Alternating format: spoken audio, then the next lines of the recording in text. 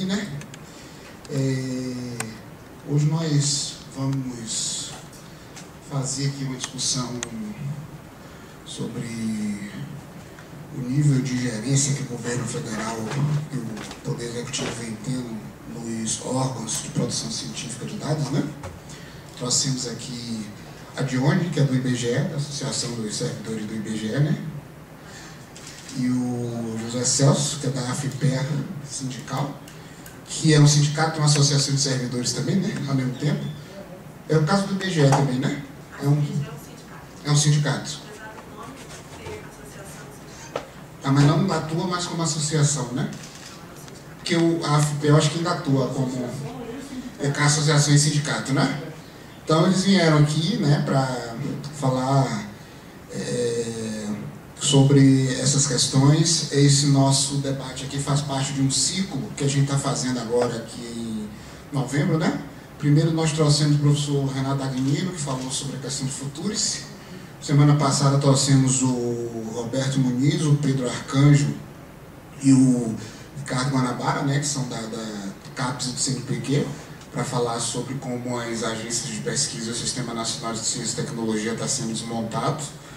E agora o pessoal aqui para falar sobre essa questão, né, da ingerência que vem ocorrendo nos institutos de pesquisa, né?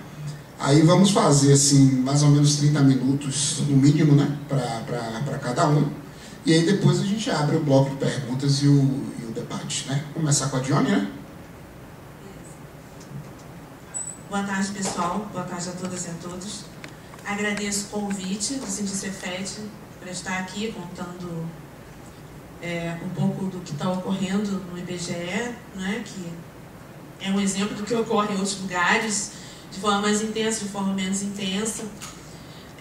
Agradeço, então, o convite aqui na pessoa do Antônio, né, e a gente depois, né, complementa o que eu vou falar aqui com o debate. O José Celso, né, a gente já tem conversado, né, por tudo isso que está acontecendo, a gente tem se aproximado, nossos sindicatos, e a gente tem estado em alguns debates, né, e feito outras atividades conjuntamente. Depois a gente pode falar também um pouco mais sobre isso, né, que tem a ver com a forma como a gente está reagindo a esse momento. Então, assim, a apresentação eu trouxe mais para sistematizar bem, né, porque o caso do IBGE ele é muito rico, infelizmente, porque tem muitos eventos, né?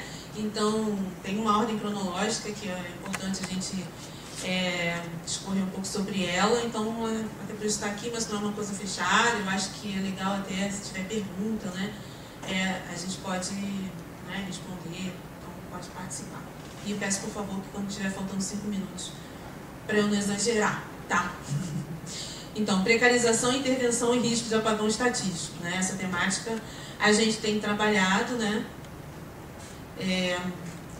Mais recentemente, por conta da questão especificamente do Censo Demográfico 2020. Nessa ocasião, essa pergunta, essa fala, né, ela é muito característica, né? Que é a fala do Paulo Guedes no dia em que foi empossada a nova presidenta do IBGE, a Suzana Cordeiro Guerra. Aí o Paulo Guedes, além de dizer que a gente tem que vender os nossos prédios para pagar o censo demográfico, e entre outras barbaridades, ele fala que quem pergunta demais acaba descobrindo o que não quer, quando ele fala que a gente tem que diminuir o tamanho do questionário do censo. Porque no primeiro momento eles relacionavam diretamente o tamanho do questionário ao gasto com o censo demográfico. Então, a gente está em meio a um regime de arrojo fiscal, tem a emenda constitucional 95, tem esse contexto de crise, então é óbvio que tem que diminuir o tamanho do censo, né? Então, assim, a primeira frase dele é um marco dessa época, né?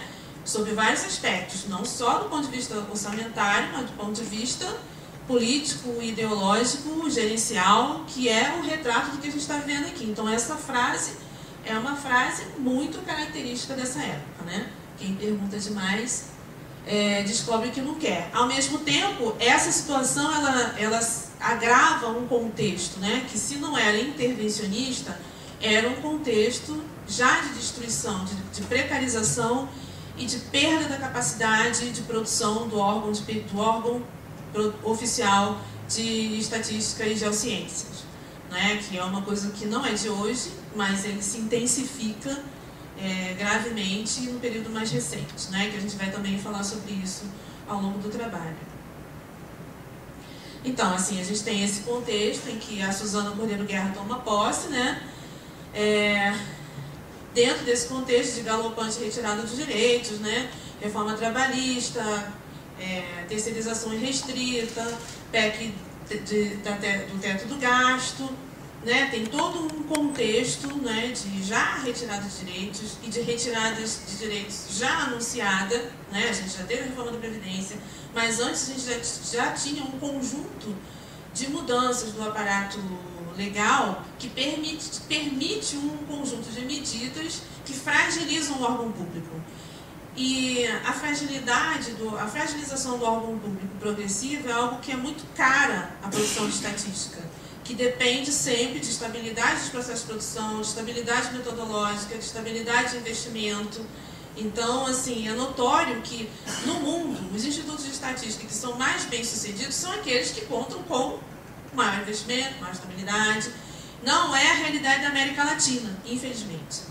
Na América Latina você tem, assim, alguns poucos institutos de estatística que são referência e que têm a produção de estatística dentro de um órgão de estatística, que em outros lugares a produção de estatística, em alguns lugares a produção de estatística fica dispersa até dentro dos governos, nos ministérios, né?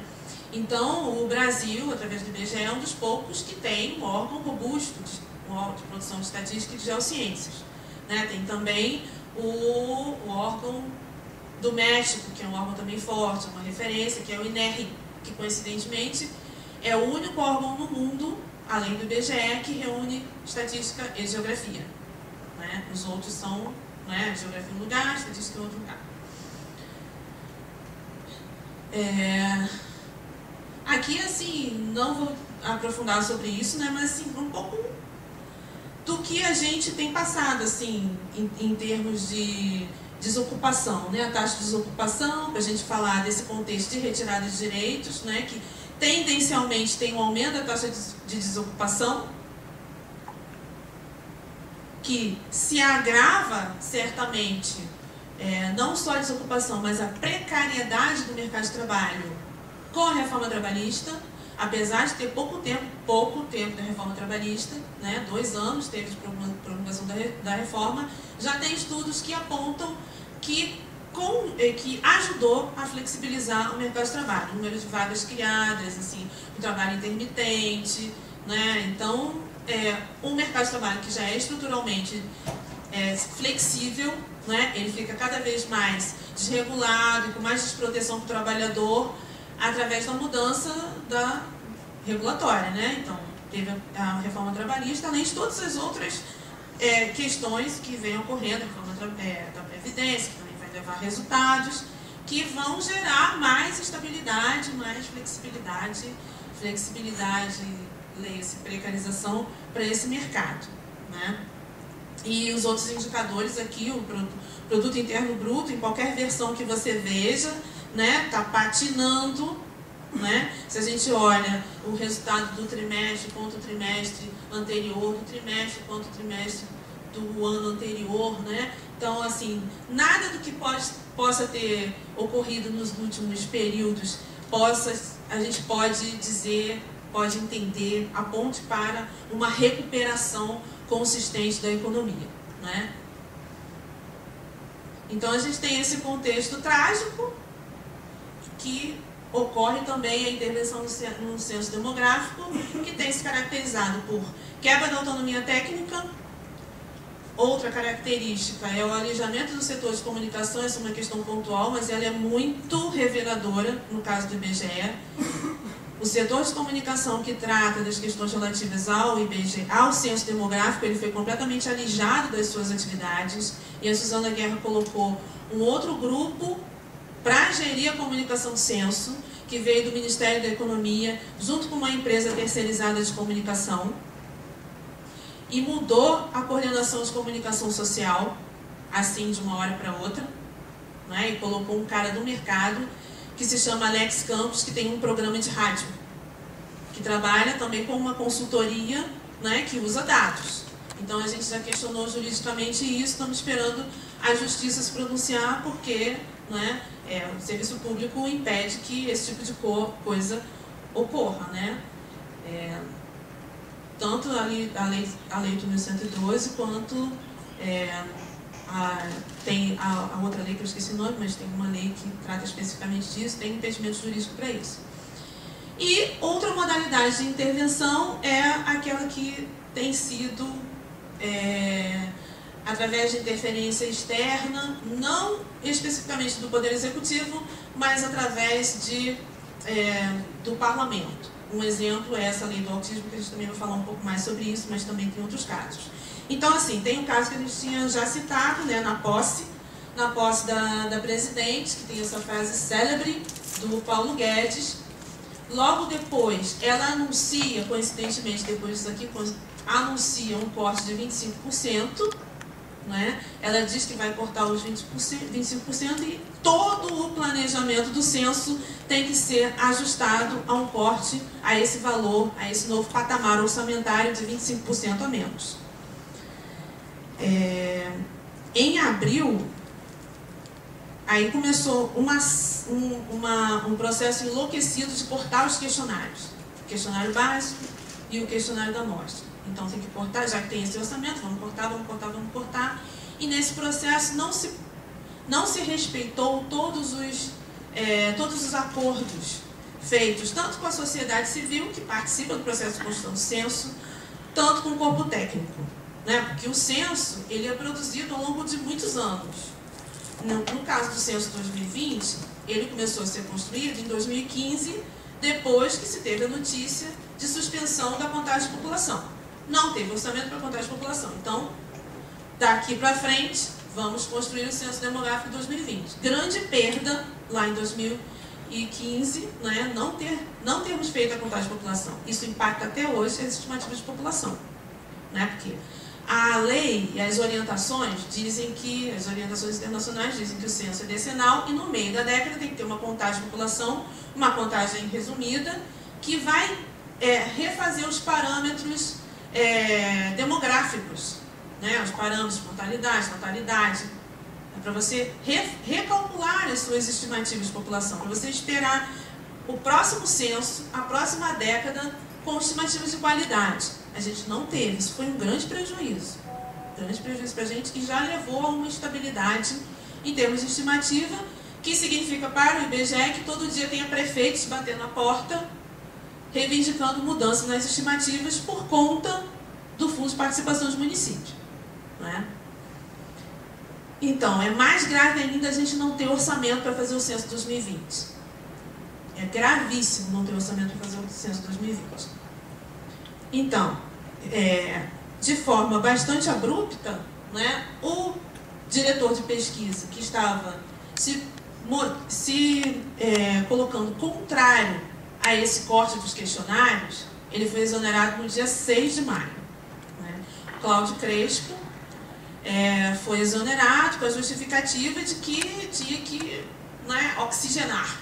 Né? Oxigenar, tem que mudar, não teve desqualificação pública, mas ele foi exonerado porque estava se opondo aos cortes do questionário, aos cortes de temas fundamentais para retratar a realidade brasileira. Né?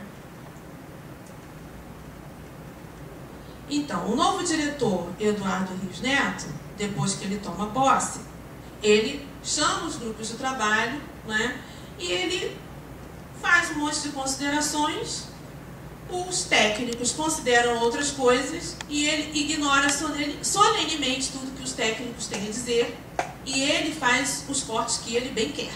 Né? Então, cortou do jeito que quis, e isso gerou um questionário lá que desrespeitou as instâncias internas, porque tem regulamento interno que cria comissões, tem a comissão técnica que não foi nem chamada a se reunir para chancelar esse novo questionário. Né? Então, esse processo não respeitou o conhecimento técnico acumulado, não respeitou os acordos com a sociedade civil que vieram através de encontros, congressos, consultas públicas, e também com a comunidade internacional, e não respeitou os trâmites internos. Então, isso, exato. Isso. O PB, ele chegou e disse que tinha que ser tanto. Era um consultor externo. Ele foi designado pela Suzana para conduzir os cortes, né? Aí ele se reuniu com os técnicos que desceram a lenha, disseram que não era sustentável o que ele queria fazer. Ele meio que saiu um pouco de cena, mas indicou o Eduardo Neto que topou fazer esse trabalho, né, de fazer exatamente o que se queria, que era cortar. Só que ele não tem ele é um pesquisador, né? Um pesquisador, ele não tem um conhecimento sobre formas de captação, dificuldades na captação das pesquisas. E nesse caso aí, dificuldade de ouvir também, né? Porque as variáveis, algumas delas, não tem nenhuma justificativa de tempo de coleta que signifique qualquer impacto no tamanho, um impacto significativo no tempo de levantamento de um questionário, como a variável valor do aluguel. A variável valor do aluguel demorava, sei lá, 6 segundos para ser levantada e só é levantada porque os domicílios que são alugados. A maioria dos domicílios brasileiros é próprio, independente da qualidade do domicílio próprio. As pessoas, uma minoria, cerca de 20%, mora em domicílios alugados, a maioria de domicílios próprios. Então, o tempo total gasto nessa variável seria irrisório, né? Então, ele cortou e depois corta e depois vê o que faz, né? Aí, depois que se cortou, viu que tinha que dar justificativas sobre onde levantar essa variável. Porque onde que você vai captar a variável valor do aluguel no Sistema Estatístico Nacional para que dê resultado para todos os municípios brasileiros? Porque a única base de dados que pode dar resultado para todos os 5.570 municípios, ainda 5.570, enquanto não corta metade, né? Que está lá na nova PEC. Por enquanto, somente o censo demográfico. Né? Esse quadro disso é servidor? Não, ele é servidor aposentado da UFMG. Da UFMG. Inclusive, ele fica bastante aqui no UFMG, enquanto ele aqui em Minas Gerais, enquanto ele deveria estar lotado na diretoria de pesquisa lá no Rio de Janeiro.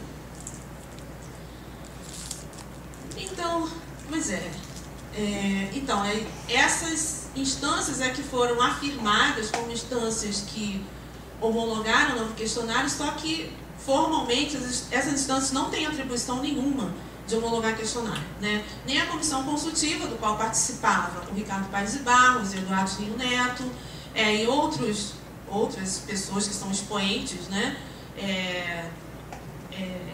Da academia, ex-servidores do IBGE, né? Então, e a comissão consultiva ela rachou, né? Nessa época, rachou. E o conselho diretor também não tem essa atribuição. O conselho diretor reúne todos os diretores, os cargos mais altos do IBGE também não tem atribuição de aprovar questionário nenhum. Então, isso aqui é para mostrar que os ritos foram completamente quebrados, né? Então, ele deveria ter sido aprovado nessa norma de serviço, no comitê técnico, que foi aprovado por uma norma de serviço, tem toda uma regulamentação que deveria aprovar o questionário, que não foi essa instância que aprovou, né? Tudo isso são capítulos de uma intervenção. O resultado dessa história foi isso aqui. Essas tabelas, primeiro do questionário básico e depois da amostra, fazem um resumo do que foi o processo de construção do questionário do censo, já começando pelas provas piloto, teve a prova piloto 1, a prova piloto 2, e está ocorrendo o censo experimental agora em Poços de Caldas. Agora está ocorrendo o censo experimental. Então aqui a gente tem um número de perguntas. Aqui a gente calculou essa diferença aqui entre a última prova piloto, o número de perguntas da última prova piloto e o que foi a campo no censo experimental. O que está indo a campo no censo experimental? Nas experiências do censo 2000, do censo 2010 e do censo 2020. No caso do questionário básico, que é o questionário aplicado para a maior parte, não é em todos não, tá? Aqui eu coloquei errado. É em 90% dos domicílios. O básico é aplicado em 90% dos domicílios. Em 2000, a diferença de número de perguntas entre o que estava na PP2 e o que foi para o censo experimental é de menos uma. Em 2010, a diferença foi de mais 10 perguntas. Em 2020, a gente está passando por isso, por menos 10 perguntas no questionário básico, que é um questionário super pequeno, curto, muito... Tem alguns informantes que falam assim, pô, desci lá do meu apartamento, troquei de roupa para atender, aí vim aqui, fui entrevistada e acabou, praticamente. O questionário básico é curtíssimo, né? É muito rápido. E mesmo assim, teve menos 12 perguntas nesse questionário. No questionário da amostra, em 2000, a gente teve menos 19 perguntas.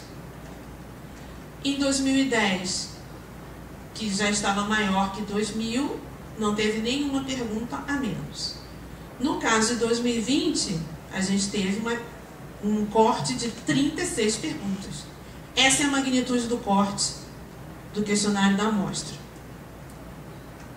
E tinha menos perguntas que 2010. Né? Essa é a última versão do questionário que foi para a prova piloto 2. Entre essa versão da prova piloto 2 e essa que foi a campo no experimental, o corpo técnico se reuniu, avaliou os resultados da prova piloto 2, viu quais eram as perguntas que poderiam ser cortadas, que não tinham sido bem entendidas pelo informante, que tinha muita dificuldade de ser aplicada, fez uma avaliação e fez um ajuste do questionário. A Suzana Guerra não aceitou esse ajuste, porque achou que tinha que cortar mesmo, cortar. Então, isso daqui é o resultado do corte.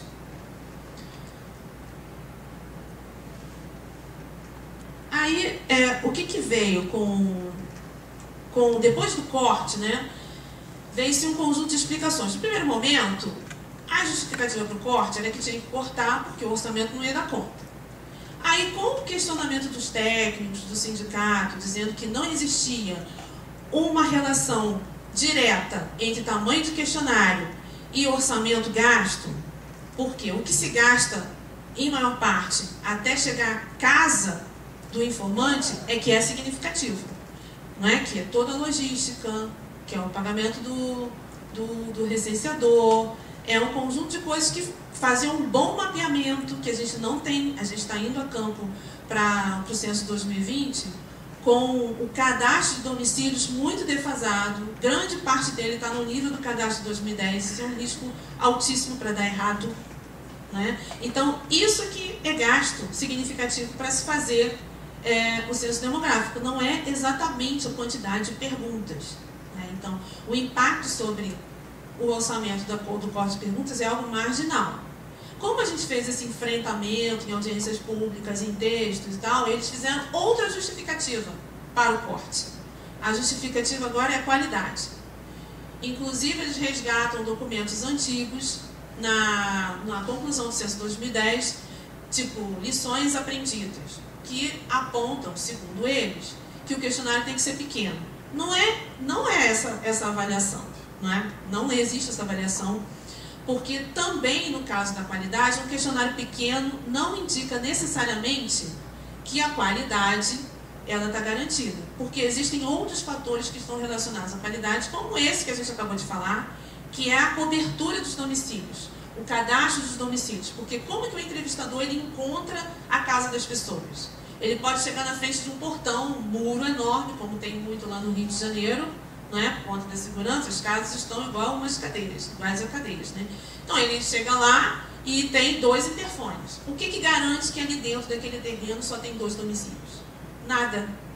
Pode ter 3 domicílios, pode ter 10 domicílios. Né? Pode ter sobrado aqui, sobrado ali, uma família mora em cima, outra família mora embaixo. Então, o que o entrevistador do IBGE tem que fazer? Ele mapeia isso, ele bate na porta e pergunta quantos domicílios tem aqui. Antes de fazer a pesquisa, a gente tem que ter esse mapeamento bem feito, porque senão tem subcobertura de domicílio de pessoas. Né? Então, essa coleta, essa cobertura, ela também dá qualidade.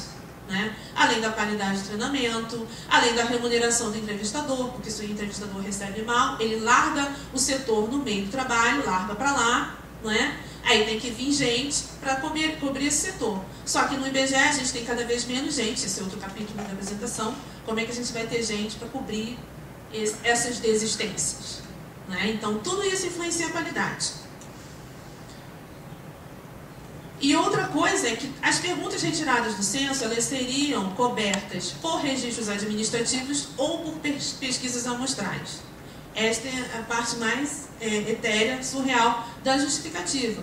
Porque a gente não tem, hoje, 20 de novembro, um sistema estatístico rico de registros administrativos, que a gente tem acesso a todos eles, ou seja, que a gente tem um aparato legal que garanta que o órgão oficial de estatística tenha acesso a todos eles.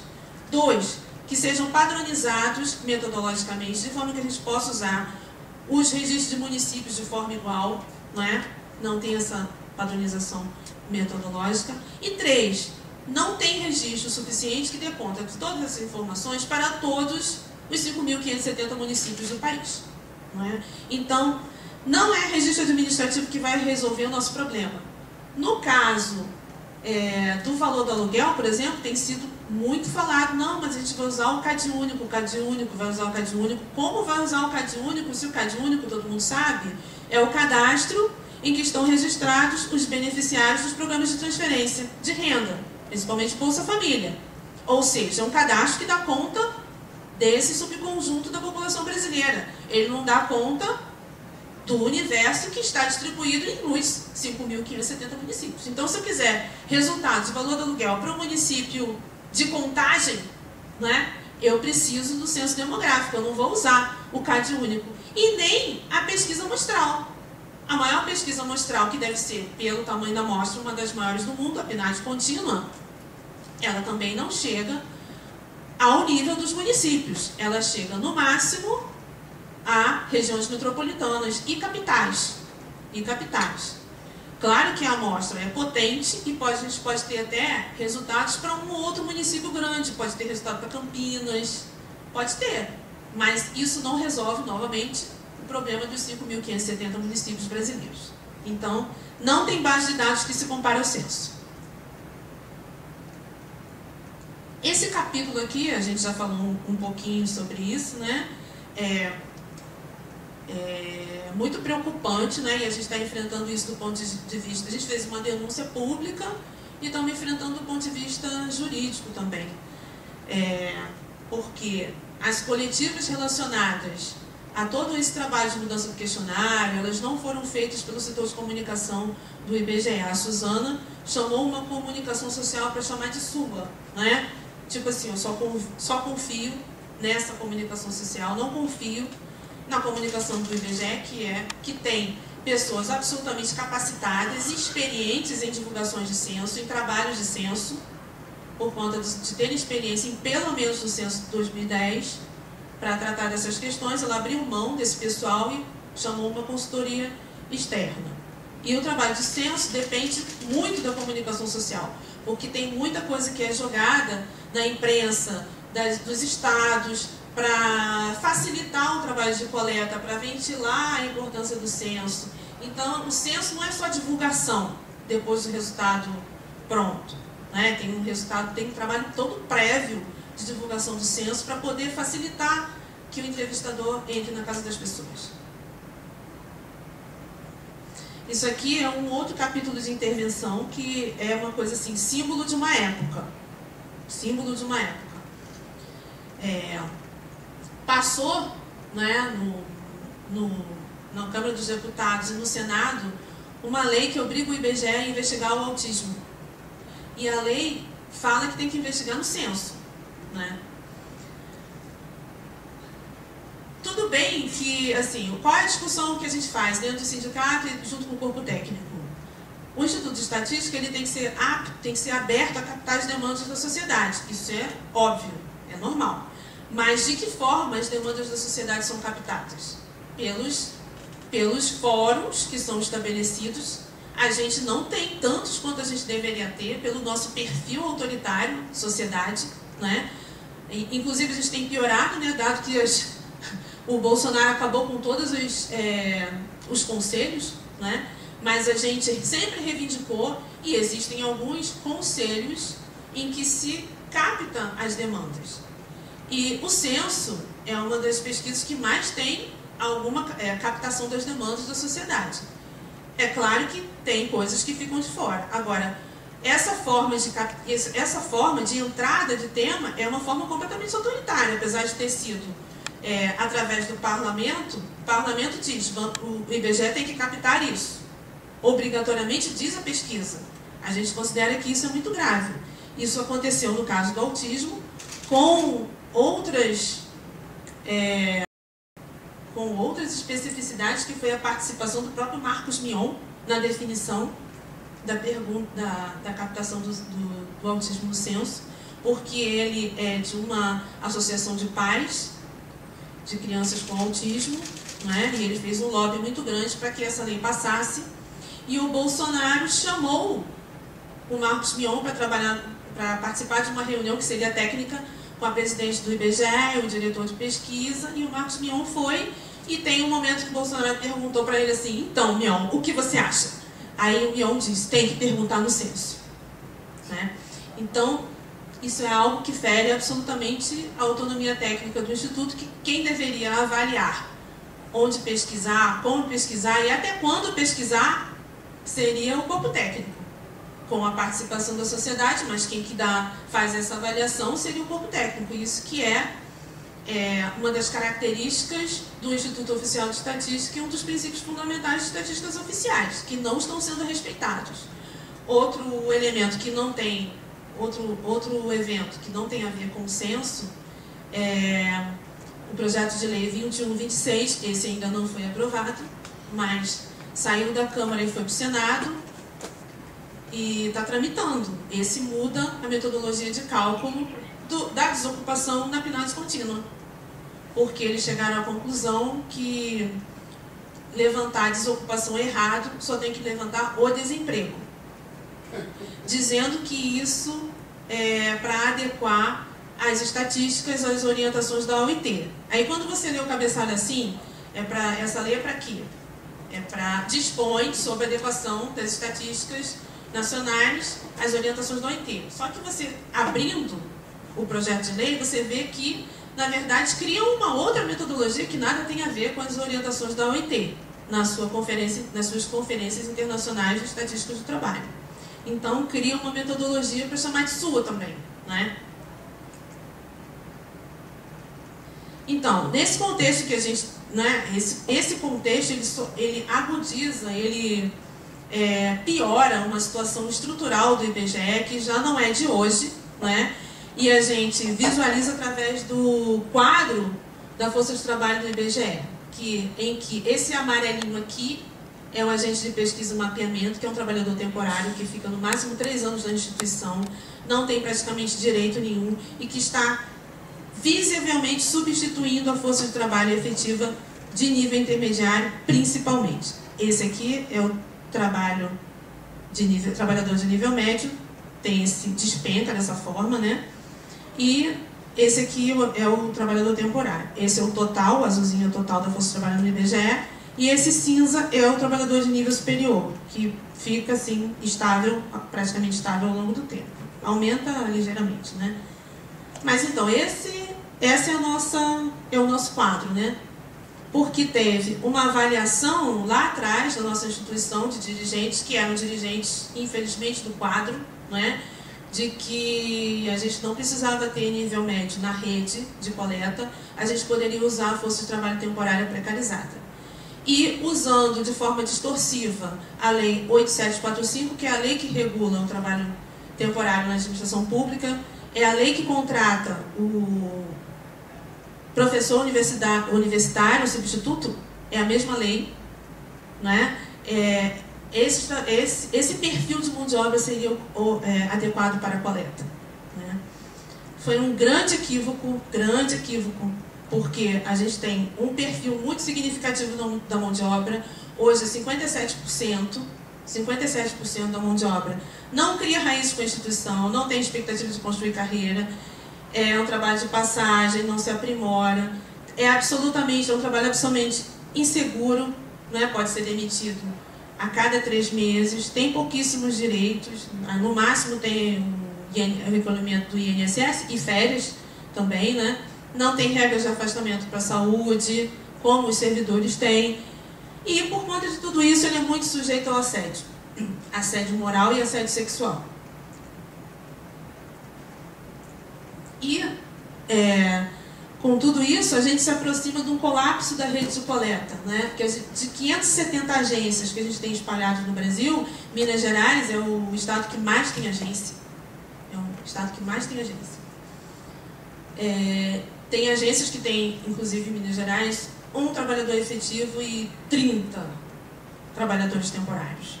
O trabalhador efetivo ele tem que administrar um exército de temporários. De 570 agências, 14 estavam fechadas em abril de 2019. 556 que funcionavam, 2 não tinham nenhum trabalhador efetivo. Estavam lá, mas estavam só com trabalhador temporário. 44% no máximo tinha 2 trabalhadores efetivos e 70% no máximo, tinha no máximo 3 trabalhadores efetivos. Isso aqui é o quadro de trabalhadores permanentes nas agências do IBGE. Isso aqui é para mostrar como que a gente está à beira de um colapso. Ou já é um colapso. Porque a nossa rotina de trabalho é treinar um trabalhador que, no máximo, em 3 anos, ele vai embora. Né? E você treina, vai embora. Treina, vai embora. Então, é uma máquina de treinar pessoal. Só que, inclusive, a máquina de treinar pessoal está cada vez mais desguarnecida. Porque somos cada vez menos.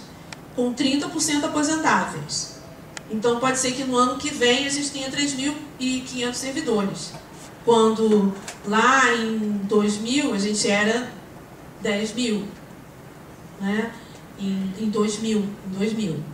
Então, é uma mudança muito drástica do quadro de força de trabalho para um serviço que não mudou em natureza.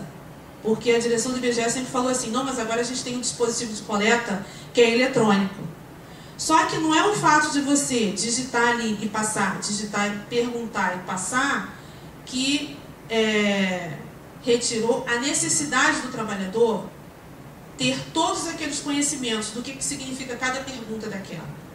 O que aconteceu foi uma facilidade, uma operacionalização maior do questionário. Que em vez de ele marcar o xizinho e escrever em observação, ele faz isso tudo no meio eletrônico e depois descarrega o meio eletrônico. Mas ele continua tendo que saber que a pessoa, essas características apontam que é uma pessoa desocupada, essas características apontam que a pessoa tem um segundo trabalho. Isso continua sendo obrigatório que o pesquisador ele tenha que perseguir a ocupação. Né? Ele tem que ser um cara que seja treinado para entender que aquela mulher que está lá pendurando roupa e diz que não trabalha, pode ser que ela venda Avon, pode ser que ela cuide de crianças do vizinho, da vizinhança. Isso aí são trabalhos. Né? Então, existe um conjunto de conhecimentos que são construídos no campo, na coleta, com o treinamento, com a vivência, que o equipamento, o DMC, o dispositivo móvel de coleta, ele não substitui. Né? E esse trabalhador ele constrói sempre novos conhecimentos que retornam ao planejamento das pesquisas. Né? Então, tudo isso leva a que a gente esteja em 2019 à beira de um apagão estatístico. Né? Um apagão estatístico pela deturpação completa do censo demográfico, pela mutilação do censo demográfico, que vai restringir orçamento e no corpo temático da pesquisa, o levantamento, que vai levar a consequências em 10, 20, 30 anos, né? E de conhecimento da vida da população brasileira, do território, e impacta gravemente as políticas públicas. Né? A gente tem cortes de variáveis muito significativas, como o valor do aluguel, a imigração internacional, que impacta as estimativas de população. Né? Poucos emigram, né? Mas assim, em determinados lugares não são poucos que saem e que chegam. E tem especificamente determinados lugares em que essa situação ela tem que ser acompanhada de muito perto, né? A gente tem lá Roraima, a situação dos estados do norte, por exemplo, né? A gente tem a situação dos haitianos, tem os brasileiros que saem. A gente precisa desses dados para entender a realidade dos estados, dos municípios e também para as estimativas de população. A gente tem o fim da pergunta sobre a rede de estudo, se a pessoa está estudando, se ela está na rede pública ou na rede privada, se foi cortado. Isso é fundamental para fazer política pública, para saber onde que se deve instalar novas escolas. Então tem um conjunto de informações que estão sendo cortadas que inviabilizam determinadas políticas públicas. O valor do aluguel acaba com o cálculo, o fim da variável do aluguel acaba com o cálculo do déficit habitacional, que é a Fundação João Pinheiro que faz, desenvolveu metodologia, né? Então, não existe registro administrativo que vá providenciar essa variável para recompor o cálculo dessa estimativa. Então, é um prejuízo definitivo, não é reversível, né? Então, pode haver uma quebra muito grande das séries históricas, da capacidade de retratar a sociedade brasileira e uma chance muito grande de não dar certo. De não dar certo de fato, de não realizar o censo e de se realizar, ter uma subcobertura de população e de domicílios, a exemplo do que aconteceu em outros países. Isso não é delírio da gente. Aconteceu exatamente no Chile, aconteceu no Paraguai, quando novas direções, em momentos de instabilidade política, resolveram mudar a metodologia da pesquisa, o planejamento da pesquisa, com pouco tempo para a realização da pesquisa.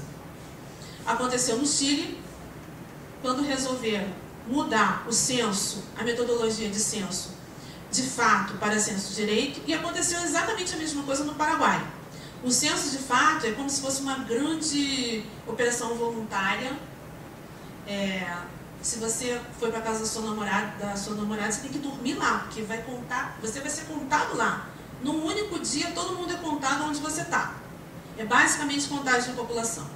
E o censo de direito é feito a partir do mapeamento dos domicílios. Aí bate na porta, identifica o domicílio e explora as características daquele domicílio e das pessoas que ali moram. Esse é o censo de direito, é o censo que a gente faz. Tanto no Chile quanto no Paraguai, resolveram mudar de censo de fato para censo de direito há poucos meses, um ano praticamente, da realização do censo. E deu tudo errado. Deu tudo errado. Porque não teve ajuste no orçamento, não teve ajuste de treinamento, não deu certo. Então, no Chile, teve subcobertura de população de 10%. No Paraguai, eu não lembro agora qual é a estimativa, mas foi assim, bastante grave. Então a gente tem experiências na América Latina que mostram que improvisos em censos demográficos dão errado, né? Aí tem outras experiências, como da Colômbia eu lembro agora claramente, mas assim, sempre dá errado, quando muda o planejamento de última hora, né?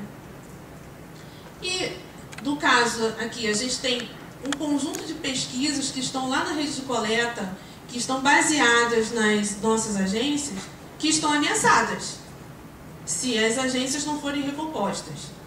Tudo que vai para cálculo de indicadores fundamentais para as políticas públicas, inclusive essas que a gente não quer que sejam feitas. Mas, assim, taxa de inflação, todos os indicadores estruturais, indicadores setoriais, serviço, indústria, comércio, tudo isso vai para o cálculo do PIB, do Sistema de Contas Nacionais. Tudo isso vai para o cálculo do PIB. Então, é muito grave que a gente esteja com uma capacidade de produção tão desestruturada, né? Em algum momento, isso vai explodir, infelizmente. E, claro, consequências para a fundamentação de políticas públicas e para o conhecimento da realidade. O que é absolutamente coerente com o que a gente vê atualmente nesse governo, né? como a gente estava conversando no início, hoje a gente está comemorando o Dia da Consciência Negra, né? A gente tem uma desigualdade abissal, absurda, né, na realidade brasileira, entre brancos e pretos e pardos, né? Isso a gente caracteriza com os dados do IBGE, muito claramente. Os pesquisadores podem até discordar, mas essas categorias de pardo, essas categorias, né, não são indígenas, isso não é adequado. Mas essas categorias, elas têm retratado essas diferenças que são características da nossa sociedade, que os movimentos sociais incorporaram, né, que são suficientes para descrever, né, essas diferenças ao longo do tempo. Diga-se de passagem que na ditadura, né, logo no início, a pergunta de cor e raça ela foi excluída, né? Então, nesse momento, a gente vê hoje uma reportagem que fala que o presidente diz que esse negócio de cotas tem que acabar, porque tem que acabar essa... como é que ele disse? Tem que acabar... não pode dividir a sociedade. A gente não pode dividir a sociedade, né? É uma inversão de causalidade absurda, né? Como se fosse a cota que dividisse. Na verdade, a cota, ela quer amenizar a divisão, Então, num contexto em que se cria a própria realidade, cada um cria a sua própria realidade, assim como no período eleitoral se falou que não tinha tido escravidão, que a escravidão, os negros se escravizavam alguns aos outros, né? Um próprio questionamento de uma narrativa histórica, que é a narrativa histórica comprovada cientificamente. Então, como é que fica o IBGE, os órgãos que produzem conhecimento, produzem estatística nesse governo? Absolutamente ameaçados, né? Porque revelar não é o que se quer, né? Então, num contexto em que cada um cria, ou cada grupo cria uma verdade para chamar de sua, né? Onde está a verdade, né? Então, esse contexto que a gente vive, e a gente tem tentado enfrentar, né, só para concluir, todos esses ataques, primeiro respondendo, né? Porque são várias demonstrações de desqualificação do conhecimento, da estatística, a fala do presidente quando fala do desemprego, por 3 vezes, não foi uma vez, até antes de tomar posse, dizia que a gente mentia com desemprego. Depois que tomou posse, disse mais 2 vezes que a gente erra com desemprego, que a metodologia está errada. E, coincidentemente, o que ele confusamente diz que deveria ser uma metodologia correta, está nesse projeto de lei 2126, que é a metodologia que ele quer para chamar de sua, né? Então, a gente responde, né, em primeiro momento.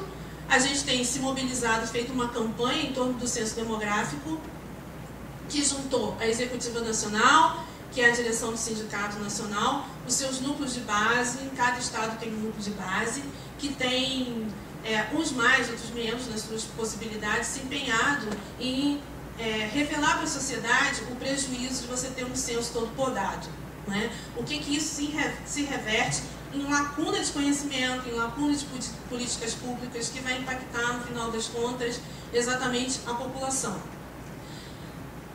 Temos feito várias audiências públicas, fizemos várias na Câmara, algumas no Senado, fizemos também na Assembleia Legislativa do Rio Grande do Sul, fizemos na cidade de Salvador, fizemos em outros 2 lugares aí que eu não estou lembrando agora, e vamos fazer outras. A gente pretende fazer aqui em Minas Gerais, porque é simplesmente o estado que mais tem município, né? E tem um conjunto tem um conhecimento importante, né, acumulado aqui sobre a importância da estatística, e a gente pode ter muitos parceiros aqui que também ajudem a sensibilizar a sociedade, né? Não é só o conceito de usuários, né, mas os movimentos que podem tomar para si as nossas informações como instrumentos de luta, e à medida que todo mundo incorpora isso, entende como necessário, a gente tem mais capacidade de ser bem sucedido, né? E assim, é uma luta histórica do nosso sindicato, que a gente tenha capacidade de produção. A ACE-IBGE nunca foi um sindicato estritamente corporativo que defendeu a pauta salarial, não é? A gente, inclusive, teve uma grande greve em 2014, que ficamos 70 dias de greve, quando 186 trabalhadores temporários foram demitidos como represália. A nossa pauta era exatamente essa, era a recomposição do quadro pessoal da instituição, que a gente tivesse capacidade no longo prazo, né, e longevidade para dar conta do programa de trabalho que a gente tem hoje e o que é necessário para a sociedade. Isso a gente tem que estabelecer em diálogo com a própria sociedade, né? E fomos dramaticamente punidos por conta dessa pauta, né? Então, a gente continua defendendo das formas que a gente consegue o IBGE como um corpo único, né, com seus trabalhadores, com estabilidade, não sujeitos às ingerências políticas, que eu possa vir aqui e dizer, né, que o IBGE está sob intervenção, e cada um de nós, como trabalhadores, pode dizer isso, porque acabando a estabilidade a gente não vai mais poder fazer isso, né? E com todas as outras medidas que estão aí à frente, que compõem a reforma administrativa, né, que a gente tá, assim, sabendo que vai ser pauleira pra gente, tá? Então, muito obrigada, depois a gente conversa um pouco mais, tá bom?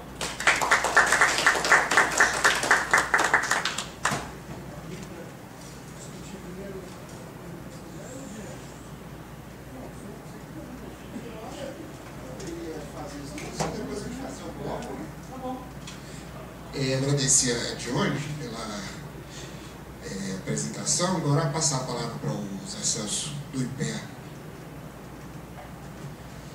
Bom, boa tarde a todos e todas, bem-vindos e bem-vindas. Eu sou o José Celso Cardoso, eu sou pesquisador do IPEA, que é o Instituto de Pesquisa Econômica Aplicada, né, do governo federal. Estou no IPEA desde 96, então 30 anos ou quase de sofrimento também com essas coisas todas, né? Eu vou fazer uma apresentação sem PowerPoint, porque eu estou ainda construindo uma interpretação mais geral sobre isso que a gente está vivendo, né? Esse processo de desmonte, de destruição do Estado, da Constituição de 88 e das próprias possibilidades de desenvolvimento nacional, né? Inclusive, em grande medida, devo à própria Johnny, ao convite que a Johnny me fez para participar do congresso da Associação do IBGE, dos servidores do IBGE, o estímulo para escrever esse texto que eu estou aqui escrevendo. Ele está aqui ainda na metade. Eu até mandei uma versão para o Antônio poder circular aí para vocês, mas em função disso eu ainda estou construindo, e vai ser bom ouvi-los um pouco também, para a gente ir ajustando um pouco os termos dessa interpretação. Bom, de modo geral, qual que é a ideia? É a tese minha de que esse caso narrado pela Johnny sobre o IBGE, ele, como ela mesma já falou, não se trata, né, de um caso esporádico, de um caso avulso, de qualquer tipo de perseguição específica ao IBGE ou coisa que o valha, né? Isso é parte de um processo, na verdade, mais amplo, né, mais abrangente, mais profundo, de alteração dos marcos de organização da sociedade, da economia e do Estado brasileiro, né, por meio dessa ideia, desse projeto ultraliberal que está se tentando implementar. Então, a hipótese inicial nossa é de que o atual governo, dando sequência ao que já vinha acontecendo, sobretudo desde 2016 para cá, né, ele pretende promover um conjunto de alterações que não são simplesmente alterações paramétricas das formas de relação do Estado com a sociedade, com o mercado no Brasil. É uma transformação de natureza paradigmática. O que significa isso? Quer dizer, significa que não se trata de mexer simplesmente em ajustes marginais ou ajustar problemas que sempre existem, que são necessários de serem ajustados a todo momento, em todos os órgãos do governo, né, na gestão e na condução das políticas públicas, etc. É algo que faz parte de uma rotina democrática de aperfeiçoamento das instituições, das políticas, do Estado, etc. Né? Ou seja, não são medidas, portanto, de natureza paramétricas, são medidas de natureza paradigmática. O que quer dizer isso? É uma mudança estrutural, qualitativa, relativa à forma pela qual o Estado se relaciona com a economia e com a sociedade, no caso brasileiro. A gente sabe que ao longo de mais de 100 anos, ao longo do período republicano brasileiro, a despeito das idas e vindas nesse processo, de regimes mais ou menos democráticos, de avanços e recuos no próprio processo de, vamos dizer, construção de um Estado de natureza republicana, no processo de institucionalização e de profissionalização das políticas públicas, dos servidores, dos órgãos da administração de modo geral. É um processo que vinha, de certa maneira, se estabelecendo e com grande medida, com grande ênfase desde a Constituição de 88, um processo que vinha se amadurecendo. Um processo por meio do qual as organizações estavam em contínuo processo de institucionalização, definição do seu escopo temático, definição das suas atribuições, fortalecimento dos quadros técnicos, sobretudo aí na primeira década de 2000, alargamento até mesmo das áreas de atuação do Estado brasileiro. Isso é claro de 88 para cá, quando o governo incorpora novas áreas, como a questão ambiental, como a dimensão internacional ganha uma relevância diferente, a própria área social, ela se reestrutura e novas instituições, organizações, carreiras no setor público são criadas para dar conta da complexidade da realidade brasileira, da heterogeneidade brasileira, da desigualdade, da pobreza ainda persistente no caso brasileiro. Então o que dá para dizer é que ao longo de mais de 100 anos e com ênfase nos últimos 30, que é o período de vigência da Constituição de 88, havia um processo histórico de longa duração que, repito, a despeito das idas e vindas, dos recuos, dos avanços, ou seja, da contradição inerente a um processo longo de institucionalização, havia uma tendência, uma trajetória que era de consolidar um aparato de Estado de natureza republicana, um aparato de Estado de natureza mais democrática. O Estado passava a se tornar gradativamente mais permeável às demandas da sociedade, uma série de iniciativas, de instrumentos de interface do Estado com a sociedade estavam em consolidação.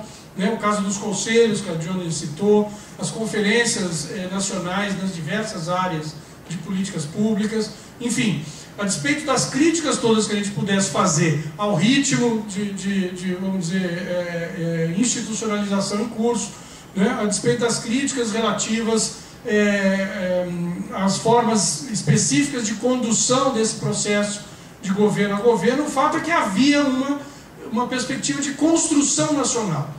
Esse é que é meu ponto, ou seja, havia uma perspectiva de construção do Estado Nacional, e, portanto, da ideia de país, da ideia de desenvolvimento, da ideia de futuro projetado para determinado cenário, para determinado contexto histórico. Pois bem, o que eu chamo de mudança paradigmática do atual modelo, que o atual modelo pretende introduzir, tem a ver com isso, uma mudança de concepção radical em relação ao processo histórico que estava em curso. Basicamente, essa mudança consiste em substituir a ideia de nação, a ideia de construção nacional, pela ideia de mercados, pela ideia de criação ou consolidação de mercados privados, em grande medida, propícios ou voltados quase que única e exclusivamente à acumulação de capital em cada caso concreto. Então isso substitui a ideia de nação e coloca no lugar a ideia de um conjunto de mercados que supostamente, se funcionando a sua própria sorte, ao seu próprio ritmo, engendrariam, quiçá, um projeto ou um processo de desenvolvimento nacional, capaz de empregar produtivamente as pessoas, gerar renda suficiente na fase ativa e também pós-laboral, ou seja, equalizar as oportunidades, melhorar a qualidade de vida da população, que ao fim e ao cabo é disso que se trata quando a gente está falando de projeto de desenvolvimento. Mas o que justamente nos deixa pessimista é o fato de que o funcionamento dos mercados, baseados numa lógica estritamente econômica, de curto prazo e focada na ideia de rentabilidade empresarial, né? E ainda mais no contexto que a gente vive, que é de financiarização da riqueza, ou seja, que o ganho financeiro é mais importante e mais fácil e mais rápido do que o ganho produtivo, né? Do que o ganho que se obtém pelo investimento produtivo, né? Essas características do funcionamento atual dos mercados nos sugerem a ideia de que é impossível, não é? É impossível obter desenvolvimento nesse sentido da inclusão, da soberania, não é? da igualdade, da sustentabilidade, etc., por meio desse processo, né? Por meio dessa guinada paramétrica de modelos, né? E como é que a gente um pouco deduz isso? Pelo fato de que esse processo, portanto, grande, amplo, de mudança estrutural em curso, ele perpassa 5 dimensões, pelo menos, né? Que estão em processo simultâneo de serem instituídas, né? Visando esse objetivo de substituir a ideia de nação pela ideia de mercados autorreguláveis, né? Bom, as 5 ideias são basicamente, as 5 dimensões, aliás, desse processo amplo de desmonte do Estado, e portanto, como a gente sustenta no trabalho, de desmonte das próprias capacidades nacionais de que se criar um projeto de desenvolvimento, né? Elas são as seguintes. A primeira é a ideia da subalternidade externa, né? Ou seja, um país como o Brasil, ele inevitavelmente, pelo seu tamanho, o tamanho da população, o tamanho da sua economia, potencial econômico, etc., né, potencial geopolítico, ele tem a necessidade de se afirmar como nação, né, de se afirmar, de certa maneira, geopoliticamente em relação ao seu entorno estratégico, que é a América do Sul, a América Latina de modo geral, mas não só, né, em relação ao próprio movimento mais amplo e global de desenvolvimento das nações. Pois bem, esse processo de projeção de poder ou de inserção externa, que é de natureza não apenas econômica, mas sobretudo política e cultural, é um processo que depende justamente de uma compreensão, entre outros, dos governantes, né, uma compreensão sofisticada sobre os requisitos para se alcançar essa projeção de poder, né, que vai além da ideia de mercado, vai além da ideia de mercados econômicos ou financeiros ou integração comercial financeira na globalização. Portanto, essa é a guinada paradigmática que está em curso, né? Ou seja, sobretudo da Constituição para cá também havia um processo de construção dessa imagem exterior do país, dessa inserção exterior do país, que ia além da dimensão econômica e financeira, né? Incorporava e trabalhava em cima dessa dimensão geopolítica e dessa dimensão cultural, sobretudo, né? Alargamento de mercados ou de parcerias para outros mundos, né? Para além da relação com os Estados Unidos, né? Incorporando uma relação diferente com a Europa, com o que se chamou de relação Sul-Sul, né? Com países da Ásia, da África, com os BRICS, etc., né? Apontava para uma projeção nacional de qualidade diferente, né? Então é esse processo que vai sendo revertido, né, de 2016 para cá e claramente de 2019 para cá, com essa mudança de orientação no que diz respeito à inserção externa brasileira, que volta a ser uma inserção subalterna, subordinada à lógica da acumulação pura e simplesmente, né, e pior ainda, né, do que antes, a lógica da acumulação estritamente ou dominantemente financeira e não apenas, ou não mais de natureza produtiva, né? Então a subalternidade externa é hoje uma característica desse modelo, né, ultraliberal que está em curso, né, porque ele mira apenas o estabelecimento de vínculos econômicos, comerciais e financeiros com o exterior. A segunda dimensão é o que a gente chama da privatização do setor produtivo estatal, e é uma dimensão claramente conhecida, né, porque está nos jornais todos os dias, a gente se depara com esse tema todos os dias, né? Se trata de dar celeridade, né, a esse processo amplo, irrestrito, né, e também subalterno de privatização das empresas estatais brasileiras em nome de uma suposta crise fiscal, né, que é usada como recurso retórico, né, pelo atual governo para fazer passar toda e qualquer reforma que ele queira tramitar e aprovar, né? Então, a premissa, na verdade, fundamental de todas essas reformas, ela é uma premissa questionável, é uma premissa que, em grande parte dos economistas e de outros estudiosos, é uma premissa equivocada, né? O Brasil não está, ou não tem uma crise fiscal estrutural, né, como esse governo quer nos fazer crer, e por razões que talvez não tenha tempo de explicar aqui, porque desviaria o assunto para um economês talvez muito chato para a gente aqui, mas podemos falar disso mais detidamente na frente, se for o caso, né? Mas em nome desse fantasma, né, desse espantalho, que é o da crise fiscal, então se defende e se está implementando uma agenda radical, profunda, né, e veloz de privatização das empresas estatais, todas, né, independente do seu caráter estratégico, do peso e do papel estratégico que essas empresas desempenham e poderiam desempenhar num projeto de desenvolvimento nacional, né, de criação de emprego e de renda e de tributos dentro do próprio país, né. Então são privatizações descabidas, a preços aviltantes, né, que estão se processando, né, e por trás desse processo uma desnacionalização, né, porque não é uma privatização que apenas transfere o patrimônio público para o patrimônio privado nacional, né? Nem sequer isso. Ou seja, o centro decisório sobre o investimento dessas estatais não continuará, né, não estará dentro do país, ainda que em mãos privadas, estará localizado fora do país, né, porque a grande parte das empresas que estão sendo vendidas para empresas multinacionais, né? Então isso desloca não só os ativos e o seu lucro, né, potencial futuro, presente e futuro, mas desloca o centro decisório sobre o que se fazer e como e quando se fazer relativamente a essas empresas para o exterior, né? Isso é um processo de desnacionalização de dois tipos, né? Desnacionalização patrimonial imediata pela venda, né? E desnacionalização do processo decisório, né? O que significa dizer um enfraquecimento das capacidades internas nacionais de desenvolvimento, né? É algo que reforça a nossa ideia, a nossa tese de uma mudança paramétrica, né, do modelo, que troca e substitui a ideia de país por uma ideia simplesmente de mercados, de rentabilidade, de acumulação de curto prazo. Bom, a terceira dimensão desse desmonte diz respeito à privatização das próprias políticas públicas.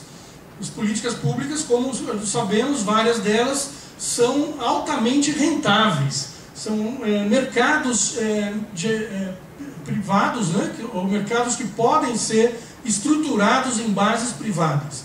Eu estou falando aqui da Previdência Social, por exemplo, né, na medida em que uma parte expressiva da população está sendo induzida, né, agora, por meio da reforma, a migrar, né, sempre foi, né, mas agora mais ainda, esse é o projeto dos caras, a migrar do setor público, né, da Previdência Pública, para a Previdência Complementar Privada, que não vai ser complementar, né, vai ser a Previdência única e exclusiva de parte dessa população, cujo critério é qual? É o critério da capitalização, o critério atuarial individual, né, cada um segundo as suas capacidades, para produzir ao longo da vida as condições de geração de uma aposentadoria que supostamente vai ser capaz de repor a renda na vida ativa, né, e supostamente garantir boas condições de vida na fase pós-laboral, né, algo que está para ser provado no mundo todo, né, e mais ainda no Brasil, um país que, como sabemos, tem um mercado de trabalho precário, um mercado de trabalho heterogêneo, um mercado de trabalho desigual, características essas que vão ser aprofundadas, né, pelas reformas em curso, trabalhista, previdenciária, sindical, etc. Ou seja, o enfraquecimento do mercado de trabalho brasileiro, né, o empobrecimento do mercado de trabalho brasileiro, que deve acontecer, né, já está acontecendo de 2015, 2016 para cá, pelos próximos 20 anos pelo menos, né, em função das medidas que estão projetadas aí, né, isso deve, na verdade, criar condições mínimas, condições precaríssimas, né, para que as pessoas possam individualmente conseguir, né, acessar os regimes de previdência, seja a previdência pública, tal como ela foi redesenhada aí pela reforma, seja a previdência privada em moldes de capitalização, né? Então, a previdência é um exemplo de mudança paramétrica, em que você induz a população a migrar de um modelo de solidariedade intergeracional, né, entre gerações, para um modelo de hiperindividualidade ou individualismo nas capacidades de obter a sua própria aposentadoria, né? Saúde é a mesma coisa, né? O projeto do governo é acabar com o SUS, privatizar os serviços e transferir para a população o que eles chamam de voucher, né, ou de cheques individuais de valores mínimos necessários, supostamente, para que cada um compre no mercado de saúde privada os serviços e tratamentos necessários, né? Obviamente, sabemos que esse é um modelo também, no caso brasileiro, fadado ao fracasso, pelo fato de que saúde, o setor saúde, é um setor de custos crescentes, como nós sabemos, não é isso? Então, transferir para o indivíduo, né, a capacidade, a responsabilidade por conseguir comprar no mercado os bens e serviços, né, os tratamentos necessários, né, a depender da doença, quase impossíveis de serem pagos individualmente, né, transferir uma parte imensa da população para condições de vulnerabilidade crescentes, né? Mas eu poderia falar de N outras políticas públicas, né? Educação é a mesma coisa, segurança pública a mesma coisa, né? O governo faz o quê? Ele induz a que as pessoas comprem no mercado as suas próprias soluções de segurança, né? Eu vou morar num condomínio fechado, eu vou blindar o meu carro e agora eu vou comprar minha própria arma para me defender, né? Então as soluções são transferidas todas para o indivíduo. É o famoso cada um por si e todos contra todos. O quarto eixo de desmonte simultâneo que está em curso é o que a gente tem chamado de bullying institucional, de assédio institucional, né, para além do assédio moral, assédio sexual, de que Johnny falou aqui, né, que está presente em todas as organizações públicas e privadas. Né? Existe agora a ideia, a imagem, a figura de um assédio institucional. O que é isso? É justamente esse processo que está em curso, deflagrado pelo próprio governo contra organizações do Estado brasileiro, né? Tal como esse que a Johnny narrou aqui em relação ao IBGE, e que está se processando também no âmbito da CAPES, do CNPq, como vocês viram aqui semana passada, no âmbito do INPE, Instituto de Pesquisas Espaciais, na Fiocruz, no ICMBio, no IBAMA, no próprio IPEA, em menor intensidade ainda, mas também, né? Enfim, no BNDES, aliás, em todos os bancos públicos, né? Mas sobretudo no BNDES, né? Por ser ainda o banco que espelhava, né? Era o símbolo desse projeto de desenvolvimento nacional, né? Então, essas organizações todas, a gente poderia citar várias outras, né? A FUNAI, o INCRA, a Anvisa, a Ancine, enfim, tem mais de 15, muito, acho que mais ainda, né? Se a gente descer para o plano estadual, talvez ainda isso se multiplique. Mas só no âmbito federal dá para listar pelo menos 20 organizações que nesse momento, em simultâneo, estão passando por esse fenômeno, esse processo do assédio ou do bullying institucional, que consiste no seguinte: na ideia do governo de promover essa mudança paradigmática do modelo de desenvolvimento, né, ele precisa acabar com esses órgãos, ele precisa redirecionar a atuação desses órgãos, ele precisa descobrir quais desses órgãos podem ser convertidos em agências privadas, né, em agências rentáveis, para serem também, como as estatais, vendidas ao setor privado, né, passadas ao setor privado, né. Ele precisa, ademais, promover uma guerra santa, eu acho que esse que é o nome, né, contra a cultura institucional, né, que durante mais de 50 anos, no caso do IBGE, 83 anos, né, foi se instaurando, né, e foi se instaurando inclusive de geração para geração de servidores por meio dos critérios de seleção tradicionais, que tem a ver com a estabilidade, com a memória institucional do Estado, com a assunção das funções públicas, né, com o espírito público que, de certa maneira, está presente no comportamento, nas atitudes da maior parte dos servidores, certo? Que são responsáveis pela excelência desses órgãos.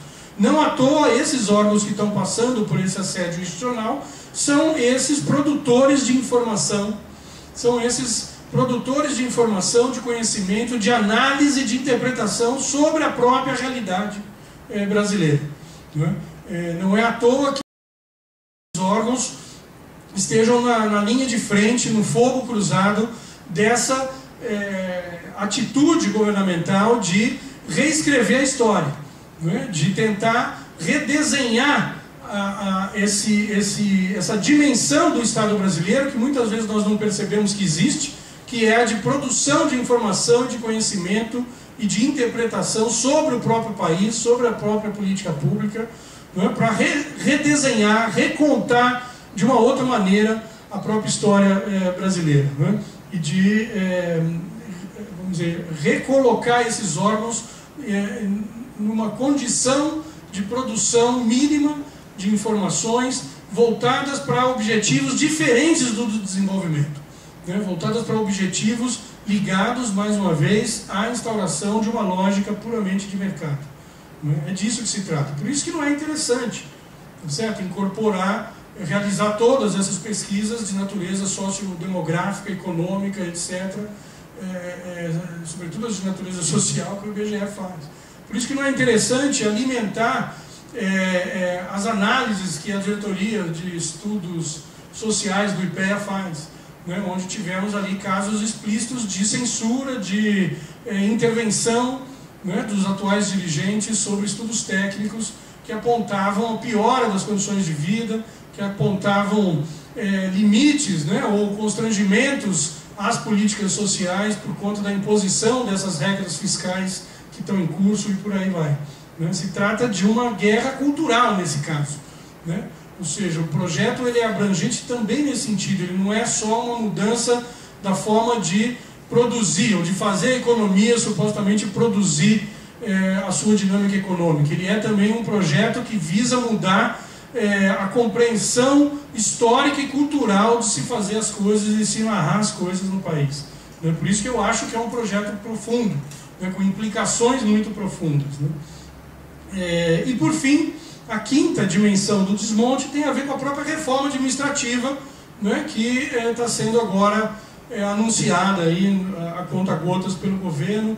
Há 3 PECs aí circulando, a própria PEC da reforma administrativa, vocês devem ter visto nos jornais, que ia ser apresentada essa semana, aparentemente está sendo adiada para um pouco mais para frente, mas de todo modo, pelo que a gente já esquadrinhou dessa reforma, há 4 grandes eixos ou sub-eixos que fazem parte desse processo de desmonte do Estado. O primeiro tem a ver com a própria ideia de redução das estruturas do Estado, do tamanho do Estado, medido pelo número de órgãos, pelas áreas de atuação governamental, portanto, redução das carreiras que foram sendo construídas ao longo da história brasileira e, sobretudo, da Constituição para cá, redução de cargos, ou seja, uma redução quantitativa do Estado, em termos de órgãos, estruturas, carreiras e cargos. Então, por isso que os colegas do IBGE, do CNPq e da CAPES, que estiveram aqui, narraram esse processo de fusão, de extinção dos 2 órgãos, na tentativa de se criar o que é uma agência, no lugar que cumpriria esse papel de bolsa, de aperfeiçoamento pessoal, etc. Ou seja, uma minimização das funções, das atribuições, e numa lógica que não é a lógica do desenvolvimento do setor público, é a lógica da privatização. A segunda dimensão é a própria redução dos valores gastos com a máquina pública de modo geral. Né? Então, ao se reduzir órgãos, cargos, carreiras, você já, de certa maneira, introduz uma trava no crescimento das necessidades de financiamento com esse aparato estatal. Né? Mas a segunda e mais direta dimensão da redução de valores tem a ver com a redução salarial, né? Com corte de remunerações ou bloqueio de aumentos e coisas que o valem. Então há várias coisas em curso sobre isso. Primeiro por conta da emenda constitucional 95, né, que impõe um teto de gastos por 20 anos, há uma perspectiva de reajuste zero para os próximos 20 anos. Então só isso já vai defasar o salário real de todos os níveis do serviço público pelos próximos 20 anos, já que a inflação, apesar de baixa, é positiva. Né? Em segundo lugar, e deve vir por meio dessa reforma administrativa que ainda não foi oficializada, uma ideia de se rebaixar os salários de entrada e se limitar as progressões, né, dos servidores que entrarem a partir de agora no setor público, né, em termos de remuneração e de progressão ao longo das carreiras respectivas. E há essa PEC emergencial que, se aprovada, concede ao governo, né, o direito de cortar do dia para a noite 25% da jornada e dos salários dos servidores que ele desejar cortar. Porque não é uma PEC que autoriza o governo a fazer isso de modo geral e restrito a todos os segmentos. Ele dá uma discricionalidade para o governo escolher quais órgãos, carreiras ou locais fazer isso. Então ele pode dizer, não, o IBGE gasta demais, vamos lá cortar 25% da jornada e dos salários do IBGE, ou do IPEA, ou do Cefetes, ou dos institutos de pesquisa, ou do IBAMA, ou do ICMBio, ou da fiscalização sanitária, ou o que quer que ele queira fazer. Então isso cria não só um poder, né, arbitrário, absurdo do Estado sobre as carreiras, os servidores, as políticas, como instaura o pânico completo, né, dentro do setor público. Né? E é disso que a gente está falando, que está na iminência de ser aprovado se a gente não fizer nada, evidentemente. Né? Daí é lamentável que, diante do caos em que a gente está vivendo, a gente tenha ainda frequentado espaços tão esvaziados por uma discussão tão relevante como essa. Né? Ou seja, os nossos colegas, nossos companheiros de trabalho ainda não perceberam o tamanho da encrenca. Essa que é a verdade. E quando perceberem, terá sido tarde. A terceira dimensão da reforma administrativa é a própria quebra da estabilidade, né?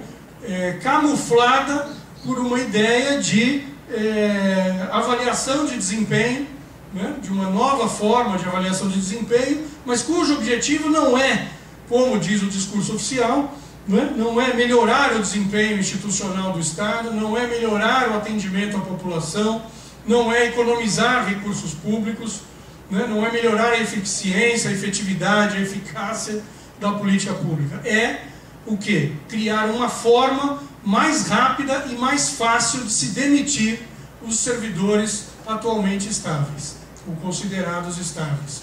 Porque mesmo isso é relativo, né? Ou seja, a estabilidade que está sendo atacada pelo governo e pela mídia como algo absoluto do servidor, né? Passou no concurso, é estável, então não faz nada, é vagabundo, né? Isso também não é verdade, porque na própria legislação brasileira vigente, desde a 8.112 e outras legislações mais que foram sendo criadas desde então, existe já um regramento, um conjunto de regramentos que permite a demissão de servidores, e essa cartilha que a gente está distribuindo aí sobre reforma administrativa mostra, por exemplo, que nos últimos 10 anos aproximadamente, né, nós tivemos cerca de 500 demissões por ano de servidores estáveis, ou seja, servidores que já tinham passado do estágio probatório, né, por vários motivos, desde corrupção, que eu acho que é o caso mais dominante, até abandono de emprego, desídia, né, que é descaso com o serviço e coisas que o valem. Então já existem mecanismos, na verdade, como já existe mecanismo de avaliação, né? É claro que tudo isso pode, deve ser aperfeiçoado, não é? Do ponto de vista de uma perspectiva de melhorar o atendimento público, de melhorar o serviço público, etc. Né? Mas não é disso que se trata. Né? O que esse governo quer é criar um instrumento que, por meio do qual ele possa demitir de modo mais rápido e mais fácil, camufladamente, camuflado de avaliação de desempenho. E por fim, há uma quarta dimensão dessa reforma administrativa que eu chamo de cerceamento das formas de organização, financiamento e atuação sindical, né, que a gente já discutiu, eu e a John, em outros momentos aí, e que tem a ver com um conjunto de coisas que já estão vigentes, né, no sentido de, por exemplo, impedir, se o dirigente do órgão quiser, que reuniões sindicais, seminários como esse possam acontecer no local de trabalho, né, no sentido de exigir compensação de horas para os dirigentes sindicais, no sentido de proibir, se for aprovada, a contribuição sindical ou associativa automática por meio da folha de pagamento, né? O que vai representar não só uma crise terminal, né, financeira terminal para várias organizações, né, como vai impedir a própria mobilização da classe trabalhadora no âmbito do setor público, algo que já está acontecendo no caso do setor privado. Então, tudo somado, o que nós temos é um quadro de muito desalento, né? Ou seja, é um projeto amplo, é um projeto ousado, abrangente, né? Como eu digo nesse texto, é um projeto abrangente, profundo e veloz. Abrangente porque perpassa todas as áreas de atuação governamental, profundo porque promove mudanças que não são paramétricas apenas, são paradigmáticas na forma de relacionamento do Estado em cada área com o mercado e com a sociedade, e é veloz porque só está acontecendo nessa velocidade em função de estarmos vivendo um estado de exceção. Não nos enganemos, desde 2016 o Brasil vive uma anormalidade institucional, travestida de democracia, tá certo? Com toda a blindagem que a mídia corporativa produz, né? Com todo o apoio que esse projeto liberal tem, né, dos militares como suporte de última instância, de constrangimento inclusive do Supremo Tribunal Federal e de outros órgãos da Justiça, né, que parte dele também comprometido com essa mesma agenda, né, algo que apenas por isso tem sido exitoso no caso brasileiro recente. Né? Medidas dessa natureza que estão sendo tomadas jamais poderiam estar sendo aprovadas e implementadas com a velocidade que estão e com a apatia social com que estão sendo aprovadas, se não estivéssemos vivendo um completo estado de exceção. Certo? Isso é preciso ter claro para poder entender a dimensão e o norte desse desajuste, desse desmonte, dessa destruição do Estado da própria Constituição de 88. Bom, teria outras coisas aqui para comentar, mas eu acho que esse é o fundamental para a gente poder começar um diálogo sobre as implicações desse processo que a gente está vivendo e que eu acho que estão muito bem exemplificadas pelo caso do IBGE. Né? Eu acho que o caso do IBGE que a Johnny trouxe aqui, ele não é um caso isolado, ele é um bom exemplo de como e o que está se processando dentro das organizações, né, a comando do próprio governo federal, né, por meio dos dirigentes, vários deles interventores, tá certo, nas organizações que estão cumprindo essa missão, né, de privatizar, de desmontar, de desestruturar e de enfraquecer não só a organização possível dos trabalhadores, mas enfraquecer também a sua capacidade de reação, né, de entendimento do que está acontecendo e, portanto, de reação. O momento da gente acordar para isso tudo é agora. Eu acho que nós já tivemos uma derrota absurda, que foi duas, aliás, né, que foi 3. Na verdade, cada hora eu vou lembrando de uma mais. Né? Eu acho que 2016 é uma derrota tremenda, no sentido de termos deixado que um processo de impeachment fraudulento como aquele tenha ganhado corpo e retirado do poder uma presidente que, ainda que ninguém tenha votado nela, era uma presidente legitimamente eleita. O fato de termos rompido a lógica da alternância democrática colocou o país numa trilha perigosa, eu acho que de difícil saída no curto prazo. Segundo evento e derrota terrível foi a aprovação da reforma trabalhista, que continua sendo implementada a toque de caixa sem reação alguma dos trabalhadores, da imprensa, do judiciário, de ninguém. Algo que vai transformar o mercado de trabalho brasileiro numa guerra de todos contra todos, num estado de precariedade absoluto, né? A terceira reforma da Previdência, que é uma derrota terrível, porque vai colocar o país numa espécie de catástrofe social anunciada, já que a maior parte da população não vai conseguir reunir as condições mínimas de aposentadoria pelas regras que foram aprovadas, né? Não, sim, é o que eu estou falando aqui da privatização das políticas públicas que está nesse bojo, né? Enfim, então a quarta derrota imensa a ser tentar, quer dizer, algo com relação a que a gente ainda pode tentar resistir, barrar e reverter, é essa reforma administrativa nos moldes em que ela está vindo, né? Porque ela é que vai soterrar o SUS como Sistema Único de Saúde Público, Universal e Gratuito, é ela que vai soterrar a educação pública universal, é ela que vai soterrar o serviço público, a estabilidade, a política pública, etc. Então, o momento é agora da gente tomar consciência disso e mobilizar os colegas para alguma reação coletiva, que é a única forma da gente enfrentar, resistir e superar esse negócio. É isso. Obrigado.